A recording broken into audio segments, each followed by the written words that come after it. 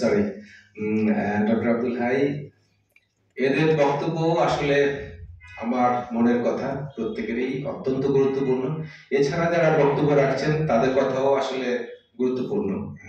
তো আমি আসলে এখানে আসছি একজন গেস্ট হিসাবে, বক্তব্য আসলে যে অনুষ্ঠানটা সবশেষ স্যার যেটা বলেছিলেন, আসলে মানে অডিয়েন্স আরো ভালো হলে ভালো হতো, আরো মানে ইম্পর্টেন্ট লোকজন যারা কনসার্ন স্টেক হোল্ডার্স তারা থাকলে ভালো হতো। তো তারপরে এরকম একটা চমৎকার আয়োজন হয়েছে, এটা বিগিনিং। তো আশা করি আমরা যদি সবাই সমর্থন করি, এই কঠিন এবং কমপ্লিকেটেড কাজটা অ্যাটলিস্ট স্টার্ট হতে পারে। এবং এই জন্য আমি সাধুবাদ জানাই জনাব আবুল সাইদকে এবং আজকের যারা আয়োজক আছেন তাদের সবাইকে। আমি এখানে আসার মানে একটা কারণ হয়তো এই যে আমি আসলে একটা কোরআনের বাংলা অনুবাদ করেছি আমি, যেটা মাওলানা ব্রাদার্স পাবলিশ করেছে। এবং এটা প্লাস এক বছর কিছু বছরের বেশি সময়ের মধ্যে এটা 14টা এডিশন বের, 14টা মুদ্রণ বের হয়েছে অলরেডি। যেটা বলার উদ্দেশ্য হলো আমি সবকিছুর মূলে মনে করি যে আমরা মুসলমান হিসেবে যেটা চাই যে কোরআন প্রতিষ্ঠিত হোক, এই জন্য আমরা যেন বুঝে বাংলায় কোরআন করি। এটা আমরা এখানে যারা আছি সবাই এটা হয়তো করি, বাট এর বাইরে প্রত্যেকের এটা করা উচিত। আমি এই একটা জোরালো বক্তব্য রাখতে চাই যেন আমরা যেন সবাই বুঝে বাংলা কোরআন পড়ি প্রথমে, তারপরে অন্য কথা। তো আমি আর কথা বলবো না, আর সবাইকে সময় খুবই কম। অনেক অনেক ধন্যবাদ সবাইকে, এবং যারা মূল্যবান বক্তব্য রেখেছেন এবং আজকের অনুষ্ঠানে আয়োজন প্রত্যেককে ধন্যবাদ, থ্যাংক ইউ। এবং আমাকে কথা বলার সুযোগ দেওয়ার জন্য অনেক ধন্যবাদ, থ্যাংক ইউ।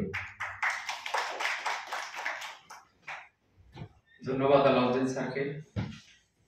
সম্মানিত উপস্থিতি, আপনাদের ধৈর্য ধরে প্রোগ্রাম উপভোগ করার জন্য অসংখ্য ধন্যবাদ। আপনাদের জন্য সামান্য আপ্যায়নের ব্যবস্থা আছে। এই মুহূর্তে আমাদের সমাপনী বক্তব্য পেশ করবেন কোরআন পাঠ আন্দোলনের সম্মানিত আহ্বায়ক জনাব আবু সাইদ খান।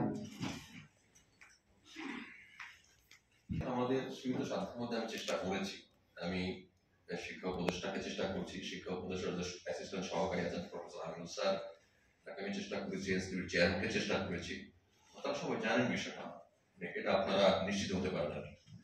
তো যেটা হয়েছে যে আজকের এই আয়োজনে সংশ্লিষ্ট বিভিন্ন কর্তৃপক্ষ এবং আর অডিয়েন্স থাকলে আমরা সবাই আনন্দ পেতাম, আমার ভালো লাগতো। তো যা হয়নি সেটা নিয়ে আক্ষেপ না করি, আমরা যারা আসছে তারা খুব গুরুত্বপূর্ণ।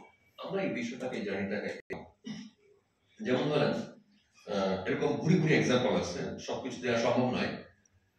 এই পাঠ্যপুস্তকগুলিতে লেখা আছে, এই পাঠ্যপুস্তকগুলি রচনার সাথে সম্পৃক্ত হচ্ছে ঢাকা বিশ্ববিদ্যালয়ের ইসলামিক স্টাডিজ ডিপার্টমেন্ট বা আরবি বিভাগের মতন বিজ্ঞ অভিজ্ঞ শিক্ষক বৃন্দ, এবং এর সম্পাদনার দায়িত্বেও আছেন এই বিশ্ববিদ্যালয়েরই হয়তো আগে ভিসি ছিলেন বা প্রভিসি ছিলেন এমন ব্যক্তিত্ব বর্গ। সেই পুস্তকে লেখা আছে কোরআনের আয়াত, আমাদের শিক্ষার্থীদের শেখানো হয় কোরআনের আয়াত সংখ্যা 6666। আমি একটা এক্সাম্পল দিলাম, ঠিক আছে? তো কোরআনে 114টা সূরা, প্রতিটা সূরায় কয়টা আয়াত, প্রত্যেকটা কোরআনে লেখা আছে। এটা তো ম্যাটার অফ ফিউ মিনিটস যে এক্সেলে ফেলে টান দিলে এই আয়াত সংখ্যা বের হয়ে যাবে, ঠিক আছে? হাউ কাম মানে এই অবাস্তব অনুপ্রেরণা এই সমস্ত শিক্ষক যারা এই লেখক তারা কোথেকে পেলেন? যে আমরা নবীন শিক্ষার্থীদেরকে শিখাইতেছি ওনার আয়াত সংখ্যা 6666।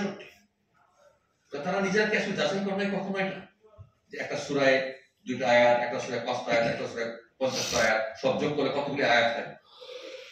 তো এই মিনিমাম যাচাই বাছাই ছাড়া যে ব্যক্তিবর্গ এই পুস্তক রচনা করেছেন, সেখানে সন্দেহ করার, বড় প্রশ্ন করার সুযোগ আমাদের আছে, অধিকার আছে যে তারা বাকি বিষয়গুলো তারা কিভাবে রচনা করেছেন, নির্মাণ করেছেন। সেই প্রশ্নটা আমি আজকের আয়োজন থেকে আপনাদের কাছে করে যেতে চাই এবং এই জাতির কাছে করতে চাই যে এই পুস্তকগুলি যারা লিখেছেন তাদের জ্ঞান বোধ, তাদের অভিজ্ঞতা, তাদের শিক্ষা কোন মানদণ্ড থেকে তারা এই বইগুলি লিখেছেন। তো আমরা আগামী দিনগুলি নবীন শিক্ষার্থীদের আমরা কি শেখাই, এটাই আমাদের ভিতরে থেকে যায়, এটাই আমাদের ভিতরে থেকে যায়। সুতরাং আমরা যদি মৌলিক জায়গাটায় কাজ করতে না পারি, তাহলে আসলে আমাদের সংকটের সহজ সমাধান হবে না। এই জন্য আমরা যেটা চিন্তা করি